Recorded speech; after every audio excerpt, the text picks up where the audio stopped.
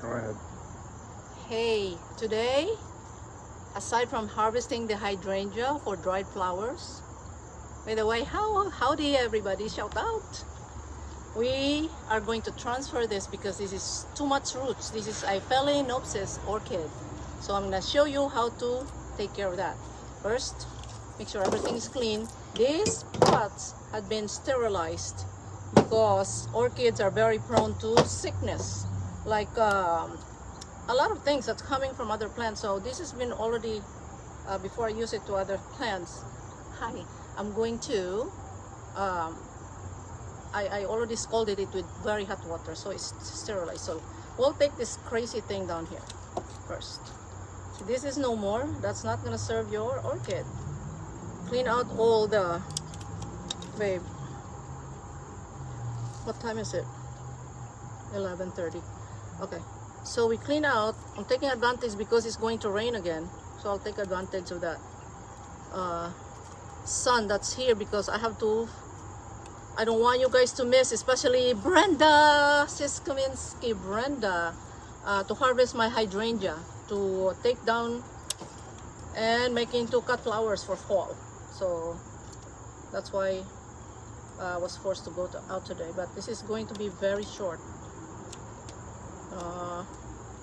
Here we go. So that's now clean.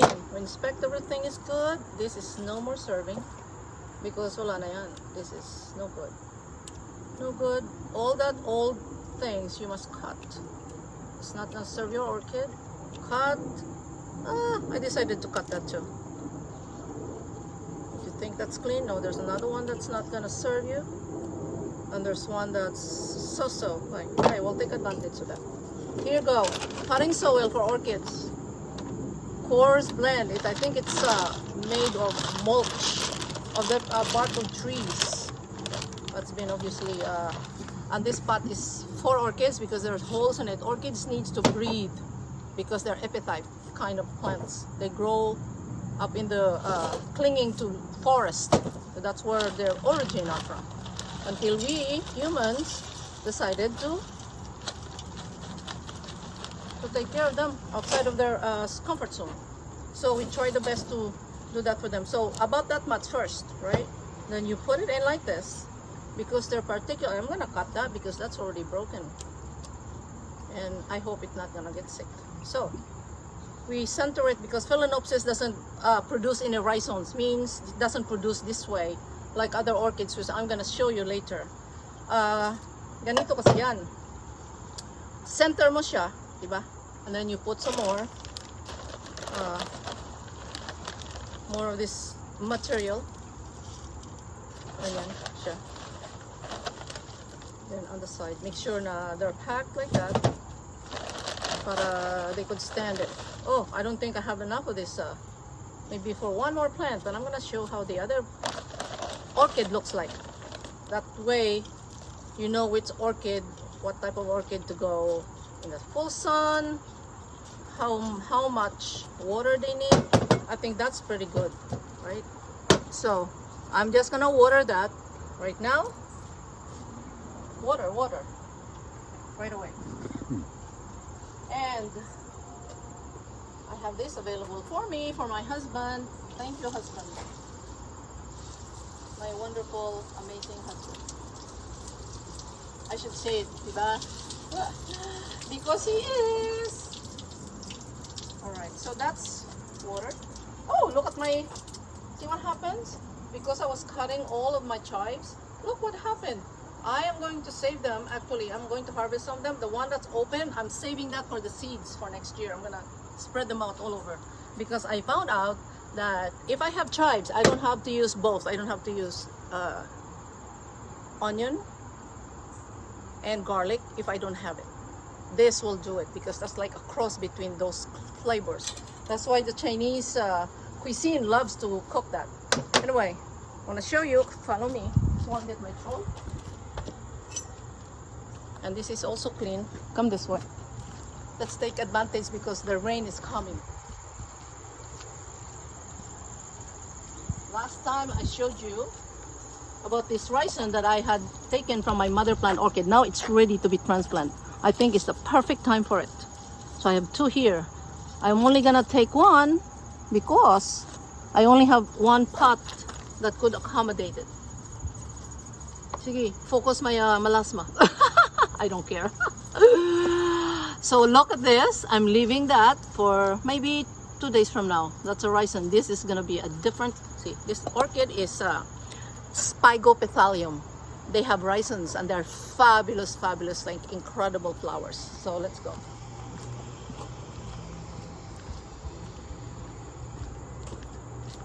Oh, you're taking pictures of my butt?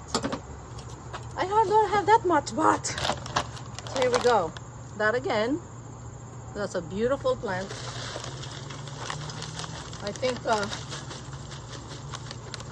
I don't have that much material. So actually, I'll leave it like that. It will be okay. At least it's a fresh medium. We call it medium. Materials that we use for our plants. Like medium for orchids. This is a bark, and they usually used to use moss, sphagnum moss, but they discovered that it actually is dangerous for the gardener. The reason being is, shake it up a little bit, there. Then we'll water it. The reason for that, I come and I'll start talking because I'm taking advantage of the panahon. The reason for that is they discovered na pala, if you have a cut at pumasok yan sa skin mo, it's dangerous. It's not good for it. So, recommendation, don't use sphagnum moss. So, that's been, I don't think all gardeners have already know about it. So, anyway, yan siya. Another time for the other one because I need some more materials for it. So, let's clean up here. Clean up. So, how's everyone? Ayan, I'm taking advantage because of the panahon dito, masyado ng very erratic. Sometimes it's too hot, sometimes it's raining. And before we forget, I'm gonna harvest the young chives. So I use it for my cooking, but the rest of them could stay here. The reason for that is I will use that for my seeds for next year in other places. I think I have plenty for later. Pang ano lang yan, pang gisa-gisa. I'll leave it there for now. And this I'll take away. Saraduhin natin yan kasi I'm gonna demonstrate how to do a bonsai and other things. Pero ngayon, dito lang tayo, ha? So now I'm gonna go to the dry hendia. Let's go this way.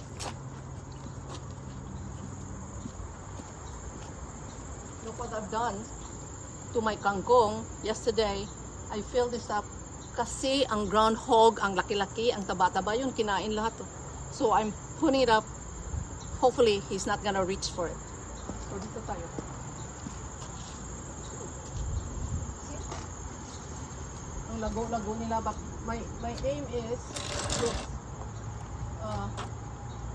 my artist. What do we need? Oh, we have to put water on the I transfer this because they are not coming. I think they're afraid of this bird. That's terrible. Hi birdie, stay away. So when we're done, we're gonna put some fresh water for them to take care of it. Here, this is actually the reason why. Hi Brenda sis. This is the reason why I want to do this today because if it rains, mawala na yan. So this is how beautiful. Tingnan mo siya, it turns into light pink and that's the perfect time for them to harvest. So, I like my stem really long like that. So I take that. Ta-da! Take that. I don't need that. Put it down here. Dito ka na muna. Diyan ka na muna.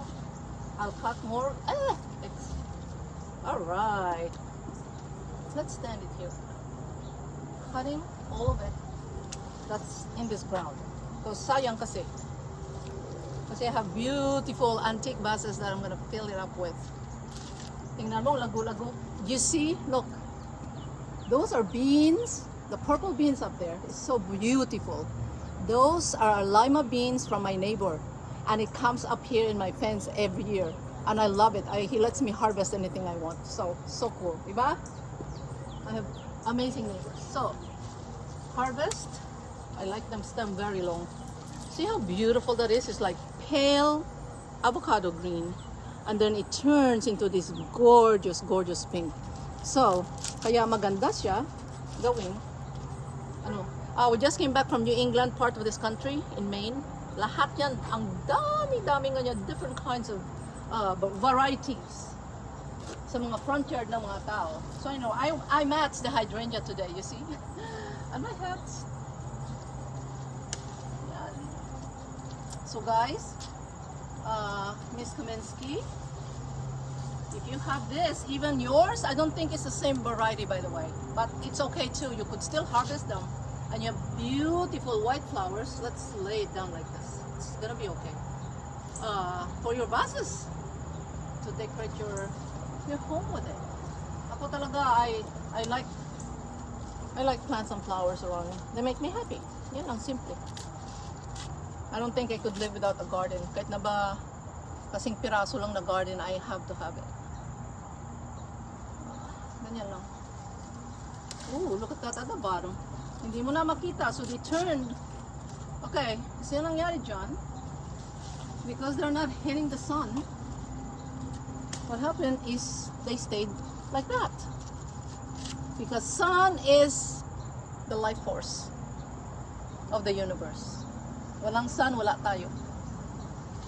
Everything dies without the sun. It's like a million suns surrounding me across the universe. Jai Guru Deva Om. Malapit na. Ang daldal ko, no? Daming kung ano-ano.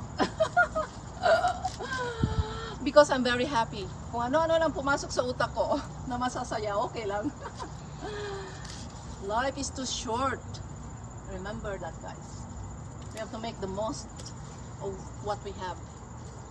Kasi, don't waste it to things that are not that pertinent or important in your kapwa-tao, your community, or your world. Why create such havoc? Not necessary. I'm gonna leave this kasi sayang naman. And the rest, I'm gonna leave because they're not gonna turn. I'll take this. I'll leave it. I keep changing my mind. How beautiful. 1 second. You see? Miss Kaminsky, how gorgeous. Yan siya. Hello. Yan. The ganyan daw. Mas okay ba yan? The beautiful makes the beautiful. Thank you.